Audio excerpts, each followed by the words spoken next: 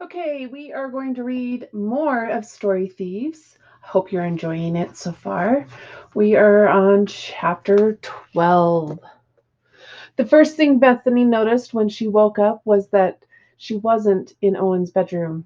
Instead of a bed, a desk, and a few bookshelves of dead books, there were, well, hundreds of bookshelves, maybe thousands, and all the books had their covers too. It looked like she was in some kind of massive library in with the shelves rising at least two, maybe three floors. With those rolling ladders you only see in the movies with rich people's houses. That combined with the marble floor and enormous oak desk meant that whoever owned this house probably had a very large bank account. That was the first thing she noticed. The second was that she was alone. Where exactly was she? And how had she gotten here? She must have jumped out of a book. But since then, did she not come out of the same book she went into? And if she had jumped out of a book, which one was it? There weren't any books on the floor around her where she'd woken up, and the last thing she wanted to do was have to figure out which book to jump back into out of the hundreds of thousands on the bookshelf. That, and even worse, she had no idea what time it was or how far from home she might be. Could she use the location spell to find out where she was? But then she'd have wasted it. And how could she find her father then? "Owen!" she yelled, not even caring. "If you can hear me, I will make you pay for all of this." Two double doors swung open at one end of the room, and a man in robes with a long beard and a twitching hat strode in. The Magister. Well, that explained things. She hadn't jumped out of a book because she was still in a book. That made a little sense, at least. She had stuck her head into Kel Nomanfoot book. "I'm glad to see you're awake," the Magister said. "We have quite a lot to talk about." "No, actually, we don't," she said, and immediately jumped out of the book. Except she didn't. Instead, she just hopped a foot in the air and landed right back where she'd started. A little more panicked, she tried jumping out of a book a second time, then a third, her heart starting to race as a nothing happened. "What did you do?" she shouted at the Magister. "Why can't I leave?" The Magister gestured to a huge, comfy leather chair nearby, and it waddled toward her on its little feet. "Please, sit." Bethany began to hyperventilate. She'd had panic attacks before, usually when her mother had almost found all her hidden books beneath her bed. But this was something else altogether. Where was she? How could she not jump out of the book? And if she wasn't in a book, how was a fictional character here too? Why had she ever trusted Owen? "Sit," the Magister repeated, and this time her legs sat her down without her doing anything.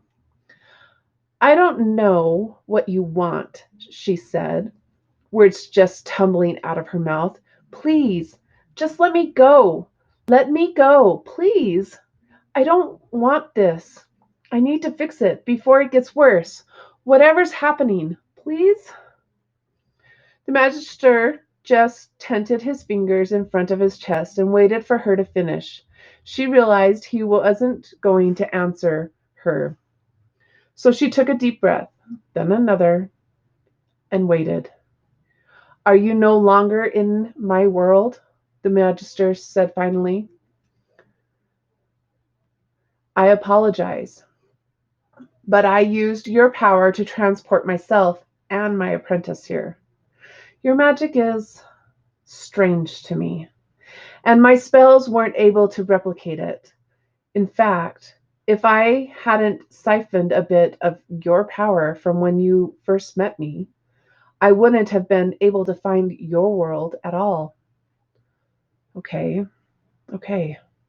This was about as bad as it could possibly be. You you took some of my power? But how? She paused, remembering the chill she felt when the Magister had first noticed her. You mean back in your tower? The Magister nodded. More to learn about it than anything at the time. I wasn't sure what you were capable of. As I said, the power seemed strange, foreign, unreal in a way. She swallowed hard. You've got no idea. The Magister raised an eyebrow. Actually, I do. The implications of that statement made Bethany's heart skip. You do? I do. But perhaps we should discuss where we are. He gestured around the library. What you see before you is the home of a man named Jonathan Porterhouse. He stopped, apparently thinking Bethany should recognize the name. It did seem familiar, actually. Where had she heard it before? And then it hit her. Not heard, but seen. An image of a book cover came to her, and her heart just completely gave up for a moment. Oh, she said, sinking back into the chair. Oh, oh no. The Magister nodded silently. No, no, no, Bethany shouted, jumping to her feet. You need to get back now, please. Where's the book? I'll take you back myself. Give me your hand. You can't be here. This is so bad. Sit down, if you would, the Magister told her, gesturing back to her chair. No, I can't, she yelled. You have no idea how awful this is. It's impossible. It is. No, you're going back, right? And then she stopped. Something horrible occurring to her. Where is he? Where's Jonathan Porterhouse? The Magister just stared at her until she sat back down. Finally, he spoke. Owen told me that your father comes from my world. Is that true? Did Owen just give away everything? And speaking of, where was he? What did you do with Owen? Bethany asked, feeling sick to her stomach. He waits outside of time for my return, just as Dr. Variety does, the Magister said. He will be completely comfortable until I free him, and no harm shall befall him. I'd be more worried about the harm he'd cause, actually, Bethany said, but at least Owen was safe. Safe was in a nowhere prison beyond time and space, only able to be freed by a fictional character. So maybe safe wasn't the best word. So much as trapped? Be that as it may, answer my question, please. We're not doing this, Bethany said, shaking her head. Whatever you know, it's way too much. Just let me bring you back. You'll be so much better off. I found a forget spell in your spell book. I can use that on you, and none of this will ever matter again. You can free Owen, and we'll all go about our lives. Is that true? About your father, the Magister repeated. It is, and it isn't, okay? He's he's from a world like yours, but not yours. And beyond that, I don't know much more than you. The Magister nodded. How is it done? How do these writers in this world chronicle the stories of worlds like mine? They use these things called computers, Bethany said, just trying to hold herself together. I know you don't know science, but that is not what I want to know, the magister roared, and the lights in the room dimmed as he entered, as his entire presence grew. He seemed to gather a hold of himself, though, and everything lit back to normal a moment later. His voice was once again measured as he continued. I want to know how they know what they write. Can this man see into my world? Bethany stared at him. I don't honestly know, she said in a quiet voice. The magister's eyes grew hard. Because if he cannot see into my world, but instead my world spring from his head in some way, that would mean my entire life, as well as the lives of everyone and everything I hold dear, have been a lie, made up, a fiction. Bethany swallowed hard, but didn't say anything. I can remember back thousands of years, Bethany, the magister said. I remember my childhood, when the original magic users first built the great cities of Magisteria. I remember the first time I met Sylvia, the love of my life. I remember centuries upon centuries of magical study. And my children. I watched them grow in age and have children of their own. I remember the school I once taught in before the Quanitarians destroyed it and put my planet under martial law, outlawing all magic. I remember those whom a mad doctor has imprisoned just for living their lives the way they'd wished, with magic. He leaned forward. My power kept me alive for all this time while others, dear friends and loved ones, passed away. It did so because I knew I had a purpose, a reason to live in spite of time. So you might imagine how it could feel if, in reality, my entire existence amounts to nothing more than 6 adventure books for children. 7 in a week or so, Bethany said, her voice barely above a croak. If you won't answer my question, you give me little choice but to find out the truth another way, the magister said, his voice dangerously low. I can use my fog of truth spell on your friend. Oh, excuse me. I used the fog of truth spell on your friend and did not yet have a chance to relearn it. But there are other methods. I I really don't know, Bethany said. I swear I don't. I know some authors say they hear their characters' voices in their heads, like they're talking to them. Their characters, the magister said softly. The people they're writing about. That's all I meant.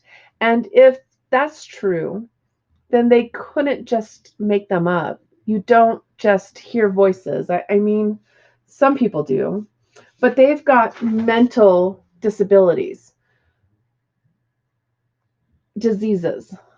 And authors probably don't have that kind of mental disease. I mean, they could, but I see that we'll have to do this another way, the magister said. Come. He stood up and gestured. Invisible hands yanked Bethany out of her seat and carried her along behind the magister as he strode back to the double doors. Outside the library, as some sort of large entryway with marble floors and stark white columns, 2 people stood in the middle of the entryway, right in front of a large staircase. One younger, wearing some kind of black cloak, with twin wands in what looked like holsters at his waist, and the other middle-aged in jeans and a sweater, his eyes filled with terror as rope-like snakes wrapped and unwrapped themselves around his arms and legs, holding him in place.